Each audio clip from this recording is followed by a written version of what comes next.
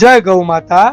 આજે તારીખ 5/10/2025 ના રોજ જામકંડોરણાવાળા દાસભાઈ ગજેરાના સહયોગથી એક ગાડી જુવારની સૂકી કડબની એક ગાડી કરુણા સેવક ગૌસેવા ચેરિટેબલ ટ્રસ્ટના ગૌસેવકોએ સુરત મોટા વરાછા દુધિયાના દરબાર ખાતે આવેલી શ્રી 1008 નંદી મહારાજ જીવદયા ટ્રસ્ટ સંચાલિત ગૌશાળા અને સુરત કોસમાળા ખાતે આવેલી પ્રેમા જીવદયા ટ્રસ્ટની ગૌશાળાના ગૌવંશને અર્પણ કર્યો। જય ગૌ માતા, જય ગોપાલ।